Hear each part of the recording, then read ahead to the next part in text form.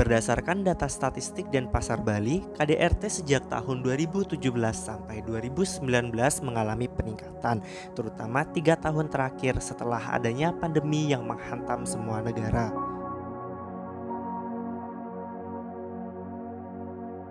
Dengan terbatasnya ruang gerak manusia, maka ruang lingkup rumah beserta orang yang berada di dalamnya berinteraksi lebih intens bahkan sampai mengarah pada terjadinya kekerasan. Berbicara mengenai kekerasan, apa yang terlintas dalam pikiran mereka mengenai kekerasan dalam rumah tangga? Apa Mbak kalau kekerasan dalam Kekerasan dalam rumah tangga itu physically ya, kalau physically di mana dari pasangan itu berani sampai memukul, menendang ataupun menampar pasangannya. Ya nggak hanya laki-laki tapi perempuan juga bisa.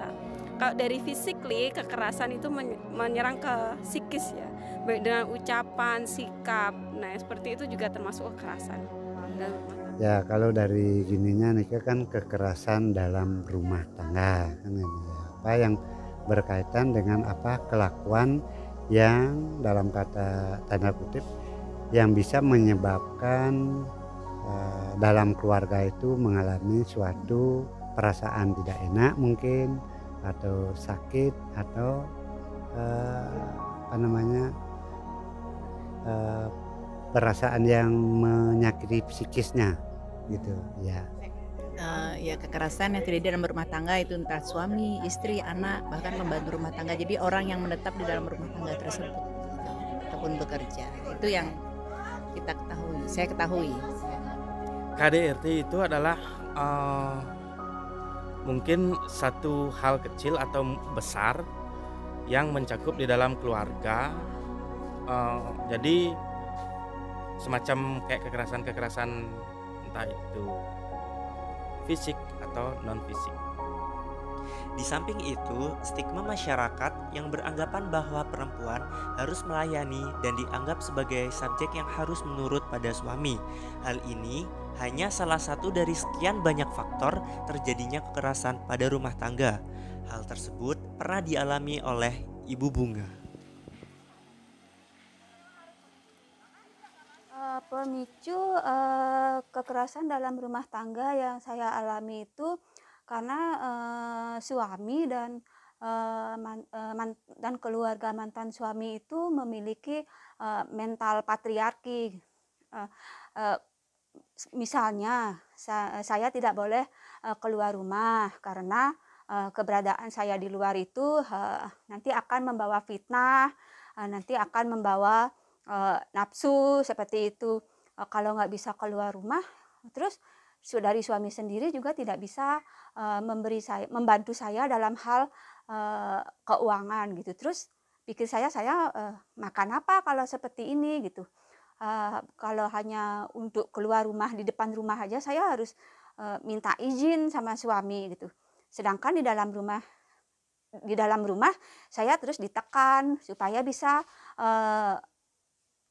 menghidupi keluarga. Di satu sisi saya tidak boleh keluar rumah, tidak boleh ngapa-ngapain karena alasan suami itu suami yang bekerja, istri di rumah aja. Seperti itu. Itulah ya pemicunya. Akhirnya menjadi masalah ekonomi juga.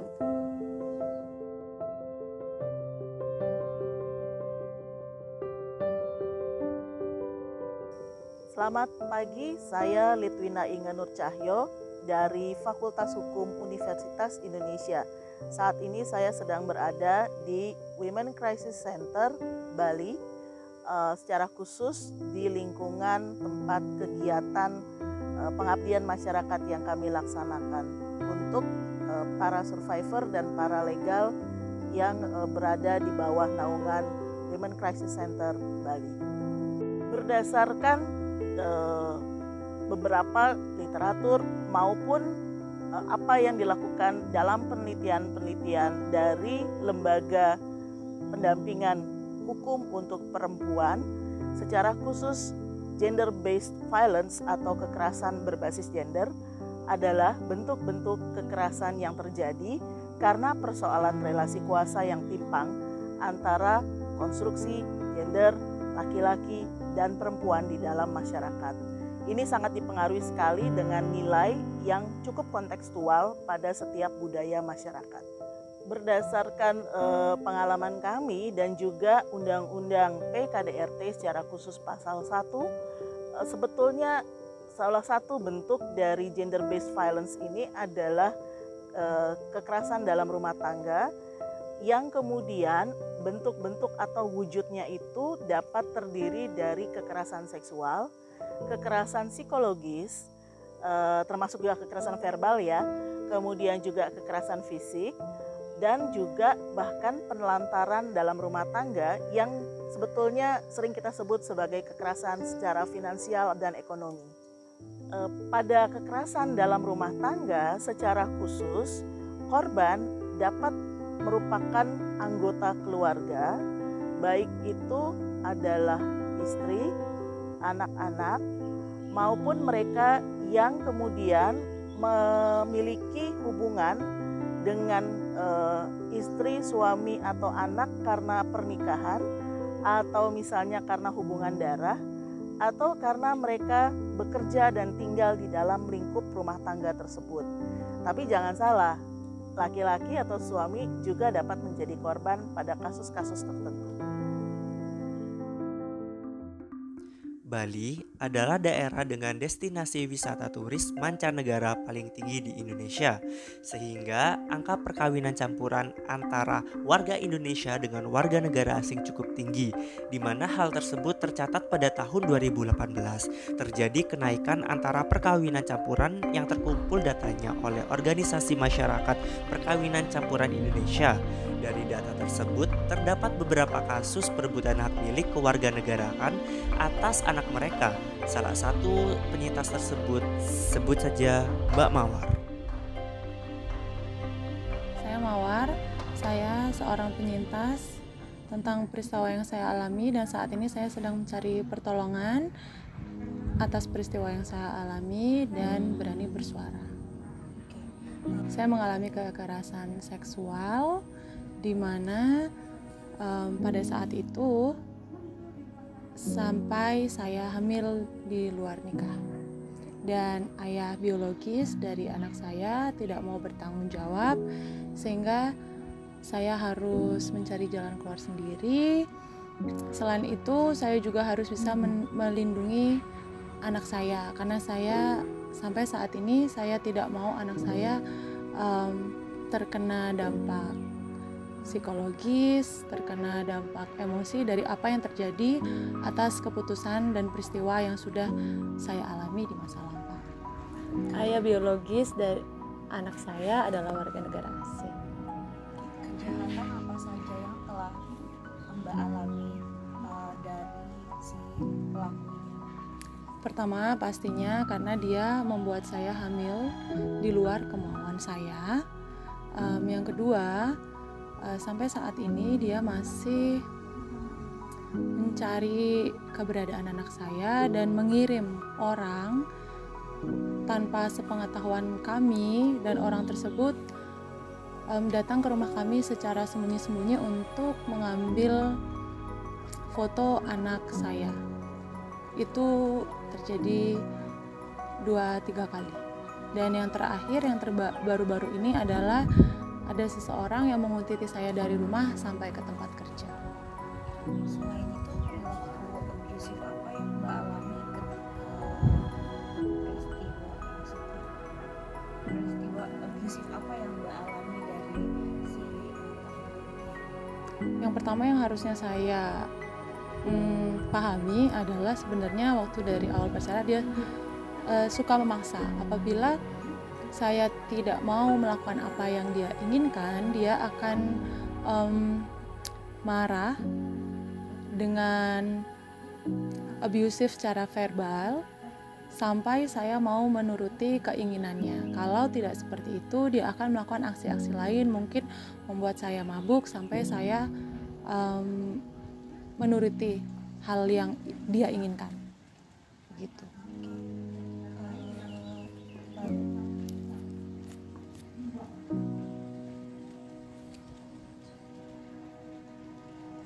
Tadi Mbak bilang kan saat ini masih mencari pertolongan. Kemudian bagaimana Mbak bisa survive atau akhirnya berusaha untuk tetap membuat diri itu kuat, karena tadi sudah ada anak juga kan, pasti mungkin anak menjadi salah satu faktornya. Apakah ada kekuatan lain gitu yang Mbak masih bisa akhirnya dan berani bersuara gitu dan mencari pertolongan seperti sekarang ini? Yang pertama yang membuat saya masih bertahan dan berani untuk menghadapi semua sendiri, pastinya karena dukungan dari keluarga. Terus yang kedua, saya rasa pasti banyak di luar sana wanita yang mengalami seperti saya, tapi tidak berani bersuara.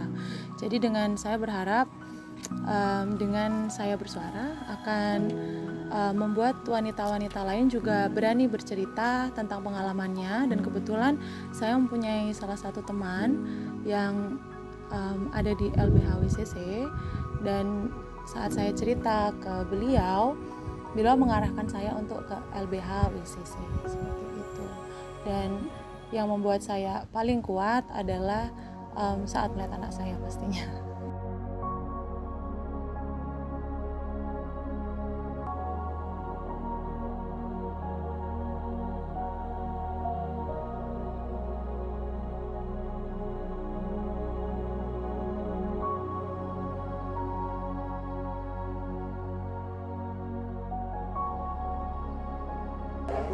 Ya, terima kasih.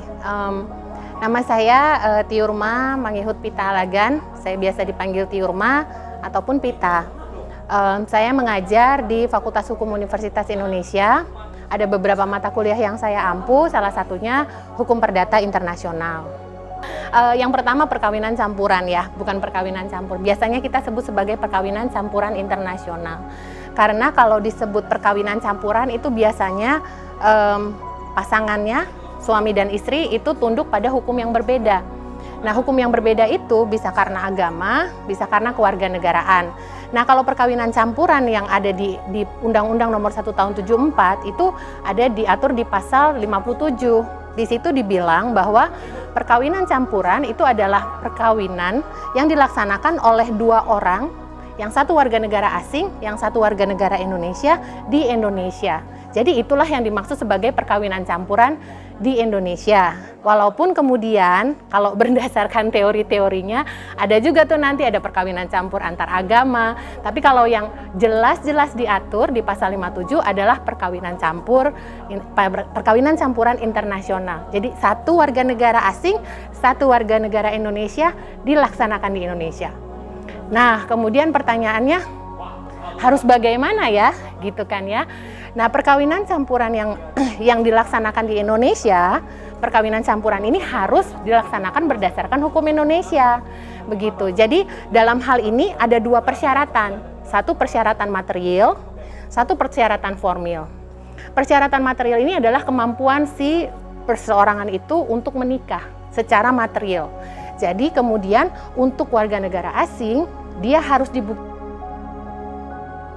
Bagaimana perkawinan campuran itu dapat dilaksanakan di Indonesia? Ada dua persyaratan yang harus dilaksanakan, yang harus dipenuhi maksud saya. Yang pertama itu persyaratan material. Persyaratan material ini berbicara tentang kemampuan seseorang untuk menikah. Misalnya, mengenai batas usia, atau apakah seseorang ini beneran single atau tidak. Nah, itu salah satu syarat, beberapa contoh persyaratannya. Nah, yang kedua itu adalah persyaratan formil atau tata cara pelaksanaan perkawinan di Indonesia. Kalau misalnya persyaratan material itu harus didapatkan surat kemampuan untuk menikah dari kedutaan besar yang terkait dengan warga negaranya seseorang itu. Misalnya kalau dia warga negara Australia, ya berarti dapat surat keterangannya dari kedutaan besar Australia bahwa dia telah mampu atau memenuhi persyaratan untuk menikah di Indonesia. Nah, kemudian setelah itu perkawinan ini dilaksanakan berdasarkan hukum Indonesia berarti apa?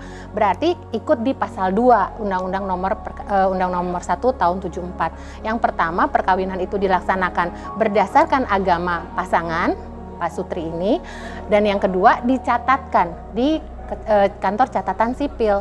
Jadi dua persyaratan ini harus dipenuhi supaya perkawinan campuran di Indonesia ini dapat dilaksanakan dengan sah. Begitu. Saya menyadari ya bahwa memang enggak semua pasangan itu menikah kemudian berdasarkan agama kemudian tidak mencatatkannya. Akibat hukumnya apa gitu ya. Nah, kadang-kadang memang disebutkan bahwa memang perkawinan itu ada tapi jadi undocumented karena tidak terdaftar di kantor catatan sipil. Akibatnya apa? Kalau misalnya ada akibatnya perkawinan itu bisa dianggap tidak ada. Kalau misalnya terlambat untuk dicatat bagaimana? Ya kita bisa minta lagi nanti diurus ulang dan kita bisa minta penetapan pengadilan untuk mencatatkan perkawinan itu. Jadi tolong diingat bahwa ada 2 persyaratan, menikah secara agama, mencatatkan perkawinan itu di kantor catatan sipil. Kalau salah satunya tidak terpenuhi ya dibilangnya itu jadi limping marriage ya gitu. Bukan tidak bisa dilaksanakan atau disahkan, bisa-bisa aja tapi ada proses yang harus dijalani. Nah, kemudian kadang-kadang kan bisa tuh ya karena cinta, kemudian ya udah deh nggak usah urus-urus yang begitu, kita hidup bareng aja gitu ya. Fenomena yang ini bagaimana? Nah, mohon maaf di mata hukum tidak ada jadinya karena perkawinannya kan memang nggak ada. Hidup bersama, cohabitation gitu ya. Di mata hukum nggak ada itu, lembaga itu nggak ada. Jadi di mata hukum Indonesia kalau ada cohabitation dianggapnya itu sebagai memang tidak ada perkawinan. Jadi tidak ada hak dan kewajiban antar suami dan istri yang kita sebut sebagai suami dan istri tersebut. Ya kira-kira begitu sih. Nikah kalau dia lahir dari perkawinan yang sah, berarti dia melahir sebagai anak yang sah. Berarti punya hubungan hukum dengan si ayah, punya hubungan hukum dengan si ibu. Nah, kemudian berarti kalau berdasarkan undang-undang perlindungan anak, sebisa-bisanya sedapat mungkin dia harus tinggal bersama orang tuanya. Bagaimana kalau terjadi sesuatu yang tidak kita inginkan, misalnya perceraian? Karena dia anak sah, maka dia berhak untuk mendapatkan alimentasi. Jadi dukungan atau sokongan dari si ayah ketika kalau dia ikut si ibu atau sebaliknya. Nah, kemudian ada lagi hak yang kedua gitu ya. Karena dia adalah hasil perkawinan campuran, maka dia mempunyai 2 kewarganegaraan gitu ya. Dia bisa punya 2 kewarganegaraan, berarti dia bisa dapat semua keuntungan dari kewarganegaraan asing itu. Tapi dia juga mendapat keuntungan sebagai warga negara Indonesia. Hanya saja terbatas sampai umur 18 tahun. Setelah itu dia harus menyatakan diri mau ikut jadi warga negara yang mana. Nah, itu untuk si hak anaknya. Bagaimana dengan perkawinan yang tidak dicatatkan? Kalau perkawinan yang tidak dicatatkan kan perkawinannya tidak ada ya di hadapan negara. Sehingga si anak itu hanya memiliki hubungan hukum dengan si ibu. Jadi kalau sampai terjadi perpisahan, berarti si anak ini tidak bisa meminta alimentasi dari si bapak gitu. Apalagi kalau misalnya anak yang lahir dari cohabitation, itu apalagi ya lembaganya sama sekali tidak ada di Indonesia. Jadi ya si anak hanya memiliki hubungan hukum dengan si ibu begitu. Action. Ya. Bagaimana kalau terjadi perceraian? Nah, kata cerai ini hanya bisa kita pakai kepada putusnya perkawinan yang sah tadi, ya. Jadi dibilang perceraian, ya. Apa yang terjadi? Nah, karena perceraian itu menyebabkan putusnya hubungan antara si suami dengan si istri, sehingga segala sesuatu menjadi putus. Persatuan harta menjadi bubar. Berarti hartanya harus dibagi kepada si suami dan kepada si istri, kecuali kalau ada perjanjian perkawinan, ya itu ceritanya lain lagi. Bagaimana dengan si anak, ya karena tadi kan sudah perkawinannya sudah putus, gitu. Jadi aset harus dipisah. Bagaimana dengan anak? Nah, anak ini biasanya mengikuti ibu kalau dia ternyata masih berusia yang membutuhkan kehadiran ibu sebagai orang yang merawat dan mengasihi dia. Nah, si anak ini kemudian dia punya hak untuk meminta alimentasi dari sang ayah atau kebalikannya, karena ada perkembangan sekarang ini ya. Kalau misalnya si istri yang bekerja, si suaminya yang kemudian merawat, bagaimana? Nah, itu ada perkembangan bisa juga sebaliknya. Kira-kira begitu ya. Bagaimana kalau terjadi perpisahan dengan perkawinan yang tidak dicatatkan? Nah itu kembali pertanyaannya, perkawinannya tidak ada di hadapan negara. Artinya perkawinannya itu kan tadi kita sudah bilang limping marriage ya. Jadi bercerai ya, silahkan bercerai aja, berpisah saja gitu ya. Karena kan perkawinannya tidak tercatat dan tidak dapat diakui oleh negara. Jadi silahkan pisah aja begitu ya. Haknya apa jadinya? Tidak ada gitu ya. Kalau misalnya pun akibatnya ada terhadap si anak, bisa terjadi, bukan bisa terjadi ya, anak itu hanya punya hubungan hukum dengan si ibu, berarti anak pasti ikut ibu gitu ya. Bagaimana dengan alimentasi? Nggak ada haknya gitu ya, karena anak ini kan tidak lahir dari perkawinan yang sah. Jadi dia hanya punya hubungan hukum dengan si ibu. Demikian juga terjadi untuk cohabitation. Cohabitation itu kan mereka tinggal bersama, hidup bersama, tapi di mata hukum Indonesia tidak ada hubungannya, tidak ada institusinya. Kalau bercerai bagaimana? Ya silahkan berpisah aja, sesuai kesepakatan aja. Mudah-mudahan pisahnya baik-baik, jadi bisa ngobrol gitu ya. Dan kemudian kalau biasanya anaknya bagaimana? Ya anak ikut ibu lah, karena anak itu tidak punya hubungan hukum dengan si ayah, kecuali ayahnya mengakui atau melakukan pengesahan berdasarkan perkawinan selanjutnya. Tapi karena di sini tidak ada perkawinan, hanya ada kohabitasi, ada cohabitation, ya berarti tidak ada hak yang bisa dimiliki si anak, kecuali anak itu diakui oleh sang ayah biologisnya. Begitu kira-kira. Dalam hal terjadi KDRT di dalam rumah tangga atau perkawinan campuran ini, maka hukum yang berlaku itu pada prinsipnya adalah domisili pasutri, gitu ya. Jadi kalau misalnya domisili pasutrinya ada di Jakarta, terjadi KDRT-nya di Jakarta Selatan, ya hukum Indonesia lah yang berlaku. Jadi pada prinsipnya hukum yang berlaku adalah domisili bersama dari pasutri. Untuk semua itu kan dia, untuk ketiganya itu kan pasti hukum acara pidana Indonesia berarti itu kan dia. Iya, berlaku terhadap perkawinan yang sah, terhadap perkawinan yang hanya agama tanpa dicatatkan, kohabitasi. Tapi itu kan nggak bisa dibilang KDRT ya, rumah tangganya nggak ada gitu ya. Ya, tapi kalaupun sampai terjadi hukum yang berlaku di yang mana, ya hukum di mana mereka berdomisili bersama. Terima kasih. Sama-sama. Last statement Bu, silahkan. Perkawinan itu bukan satu hal yang mudah, yang sama budayanya aja sulit untuk hidup bersama, apalagi yang berbeda negara. Oleh karena itu, kalau mau mau melakukan perkawinan campuran di Indonesia, lakukanlah yang sah, sesuai di mata hukum, untuk melindungi siapa? Untuk melindungi kita sebagai perempuan, melindungi anak-anak kita. Pesan saya untuk para pelaku perkawinan campuran internasional di Indonesia, lakukanlah perkawinan tersebut sesuai dengan hukum Indonesia supaya sah, gitu ya. Jadi lakukan di depan berdasarkan agama dan kemudian dicatatkan dengan catatan sipil. Gunanya apa? Ini untuk melindungi perkawinan itu sendiri, melindungi suami, melindungi istri, dan melindungi anak-anak yang dilahirkan dari perkawinan tersebut.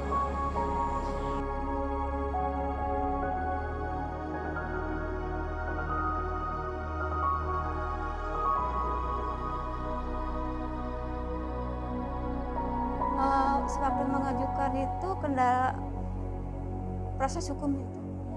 Proses hukumnya pertama di kepolisian sudah jelas mengalami kendala karena si mantan suami ini ada di luar daerah gitu. Di luar daerah alasannya polisi itu sulit menjemput orang yang berada di luar daerah karena perlu biaya juga seperti itu. Kalau ada di dalam daerah sih kita bisa langsung tarik ini orang ke sini tanpa harus mengirim surat panggilan lagi gitu. Kalau untuk perceraian kendalanya adalah karena memang orang ini juga keberadaannya mencari alamat mantan suami ini, karena kan dari keluarga juga bilang, keluarganya mantan bilang tidak ada, orangnya sudah tidak tinggal di sini, seperti itu kendalanya. Teman-teman mungkin bertanya-tanya ya, apa perlunya kita memberikan perlindungan atau perhatian khusus terhadap para korban, penyintas dan juga para legal, yaitu orang-orang yang mendampingi korban dari tindak pidana kekerasan dalam rumah tangga. Karena memang di saat korban menjadi orang yang paling menderita, dia tidak bisa berpikir dengan jernih mungkin atau dalam keadaan ketakutan, sehingga diperlukan sekali pendampingan dari orang-orang sekitar, bisa dari keluarga atau orang-orang yang ditunjuk dan juga termasuk lembaga swadaya masyarakat seperti yang ada di Tabanan Bali ini. Dan sesuai dengan latar belakang ilmu pengetahuan yang saya miliki, yaitu hukum pidana dan juga hak asasi manusia, maka sesuai dengan Undang-Undang Pemberantasan Kekerasan dalam Rumah Tangga, ada pasal-pasal pidana yang dapat diancamkan kepada pelaku KDRT dimulai dari pasal 44 sampai 53 ya, yang memberikan ancaman berupa pidana penjara dan juga denda bagi mereka yang memenuhi unsur melakukan tindak pidana kekerasan dalam rumah tangga. Kekerasan dalam rumah tangga juga menggunakan istilah intimate partner violence yang bentuk-bentuknya bisa berupa kekerasan fisik, psikis, ekonomi dan juga bentuk-bentuk lain yang tentunya memberikan penderitaan kepada perempuan, anak, bahkan suami dan juga orang-orang yang tinggal di dalam rumah tangga tersebut. Untuk itu para korban dan juga penyintas juga harus mengerti apa yang menjadi hak-hak mereka manakala mereka mengalami keadaan seperti itu. Jadi apa yang harus mereka lakukan? Yang harus mereka lakukan adalah memiliki keberanian untuk menceritakan peristiwa yang mereka alami kepada keluarga atau orang-orang yang mereka percaya. Dan bagi kita sebagai orang yang diberikan kepercayaan untuk membantu, maka kita harus juga bisa menjadi pendengar yang baik dan juga menolong mereka, mendampingi supaya mereka mendapatkan keadilan yang semestinya. Apa-apa saja kemudian yang perlu diperhatikan manakala orang tersebut berhadapan dengan hukum, karena sudah ada aturan juga di Indonesia perihal bagaimana sistem peradilan pidana melindungi orang-orang yang berhadapan dengan hukum. Dalam hal ini mereka menjadi korban, mungkin juga menjadi saksi. Bahkan mungkin ada yang di satu cerita, mungkin satu kasus akan menjadi pelaku dari suatu tindak pidana. Ada kerangka hukum yang melindungi kedudukan mereka baik sebagai pelaku, korban maupun saksi. Dan untuk itu semua hak korban tentu saja dijamin karena ketentuan di dalam perundang-undangan Indonesia juga memberikan hak restitusi ataupun kompensasi, bantuan, rehabilitasi dan juga bantuan hukum bagi orang-orang yang berhadapan dengan hukum, khususnya untuk korban dan juga penyintas dari kekerasan dalam rumah tangga. Mengapa kita perlu memberikan perhatian terhadap kasus-kasus kekerasan dalam rumah tangga? Karena ada ancaman pidana yang berupa perampasan kemerdekaan, mulai dari ancaman 5 tahun bahkan sampai maksimal 15 tahun, sehingga dengan demikian perlu bagi pelaku tindak pidana ataupun orang yang sudah mulai berpikir untuk melakukan tindak pidana tentang ancaman tersebut. Karena tentu saja apabila Anda dirampas kemerdekaannya, harus menjalani hari-hari di dalam penjara dan juga memberikan rasa takut pada orang yang ada di sekeliling Anda, khususnya untuk pasangan, anak maupun keluarga yang tinggal dalam satu rumah, itu tentu saja membahayakan. Dan selain itu ada undang-undang lain yang mungkin bisa dikenakan kepada pelaku tersebut yang ancaman pidananya juga berat, sehingga pengertian ataupun informasi tentang bahaya daripada Anda melakukan kekerasan dalam rumah tangga juga diharapkan menjadi perhatian bagi para pelaku sehingga menghindari diri dari perbuatan-perbuatan tersebut. Lembaga Bantuan Hukum Bali Women Crisis Center yang aktif dalam kegiatan pembelajaran, pelayanan hukum bagi perempuan, serta advokasi terkait kesetaraan gender, sistem hukum positif, dan hukum adat Bali. Kerja sama ini dilakukan sebagai upaya memberikan advokasi kepada penyintas dan para legal dalam menghadapi atau mendampingi kasus kekerasan dalam rumah tangga, terutama dalam ikatan kawin campur. LBH Bali WCC dalam visi misi kerjanya itu melakukan pendampingan hukum, kemudian pelayanan hukum, advokasi kebijakan, dan yang terpenting adalah pemberdayaan ekonomi kreatif. Mengapa kemudian LBH Bali WCC walaupun sebenarnya adalah lembaga bantuan hukum kemudian mengambil peran dalam mekanisme pemberdayaan ekonomi kreatif, karena sepanjang perjalanan kita pahami bahwa ekonomi juga menjadi cikal bakal lahirnya kekerasan terhadap perempuan dan anak. Kalau program-program yang sudah kita jalankan itu memang seringkali kita melakukan sosialisasi hukum tentu untuk kemudian pencegahan terkait kekerasan berbasis perempuan dan anak, juga kemudian pelatihan ekonomi kreatif, dan pada tahun 2018 kita kemudian mendirikan Kubu Bali WCC, di mana Kubu Bali WCC kita dedikasikan untuk tempat sebagai edukasi begitu, pelatihan ekonomi kreatif, kemudian juga pelatihan paralegal, kemudian juga tempat kita memunculkan ide-ide kreatif guna kemudian keberlanjutan kerja-kerja LBH Bali WCC. Iya, Bali WCC tersebar di seluruh Bali, ada sekitar 250 paralegal yang sudah kita didik, bahkan juga kita bersama-sama dengan P2TP2A pada saat itu namanya, tahun 2016 kita mendidik dan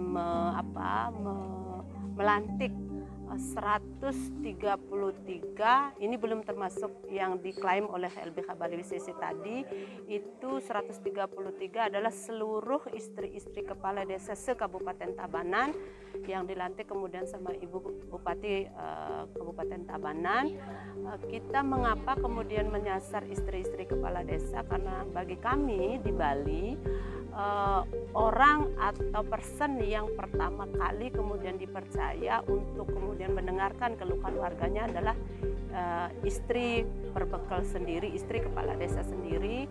Maka itulah kita menyasar istri-istri kepala desa untuk kita latih menjadi paralegal yang di kedepannya menjadi perpanjangan LBH Bali WCC dan P2TP2A Kabupaten Tabanan yang saat ini adalah berubah nama menjadi UPTD PPA Kabupaten Tabanan, seperti itu.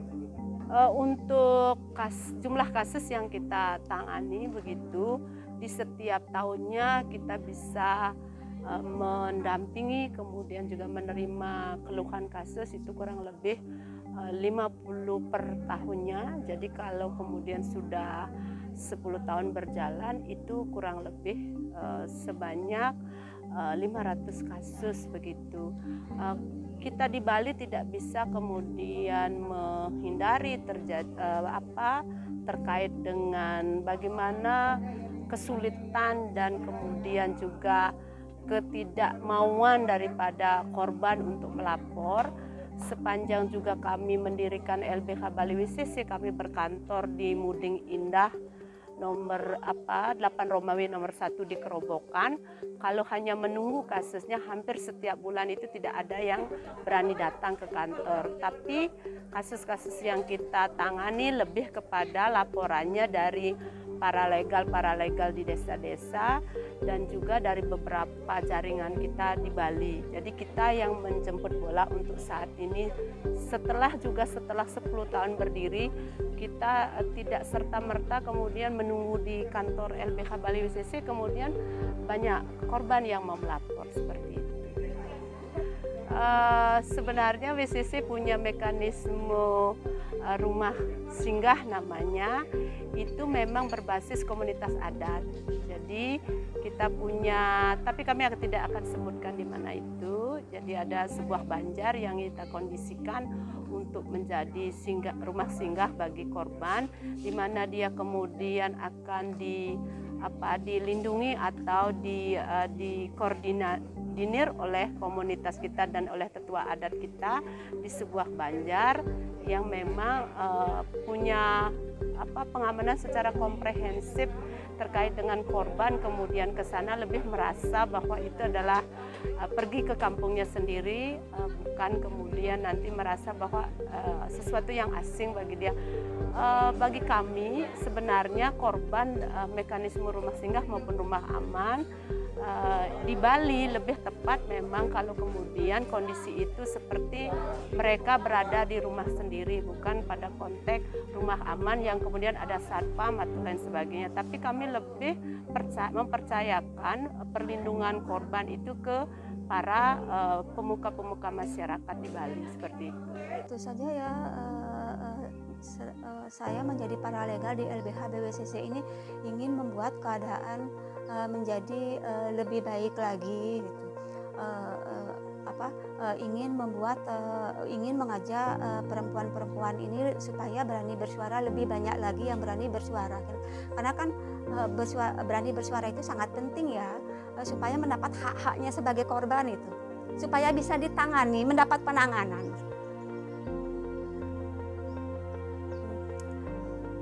Laporkan kekerasan yang kalian alami, dan lagi saya bilang supaya kalian mendapatkan penanganan dari lembaga sosial, dari mendapat pelayanan ketika kalian mengalami luka seperti itu bisa ditangani oleh tenaga medis. Ketika kalian mengalami trauma bisa mendapat bimbingan, bisa mendapatkan pelayanan psikolog. Saya berharap saya bisa bekerja sama dengan LBH BWCC, melakukan banyak konsultasi, apa yang harusnya saya lakukan, benar di mata hukum yang paling penting, dan anak saya mendapatkan perlindungan. Itu yang sebenarnya yang paling penting. Selain anak saya juga saat saya melakukan sesuatu itu juga bukan asal-asalan gitu loh, jadi nggak malah membuat masalah lain, masalah baru gitu. Jadi ya harapan saya bisa bekerja dengan LBH BWCC dan diberi edukasi yang baru tentang apa yang harus saya lakukan untuk pelaporan dan lain-lain, karena bukti-bukti memang sudah saya siapkan.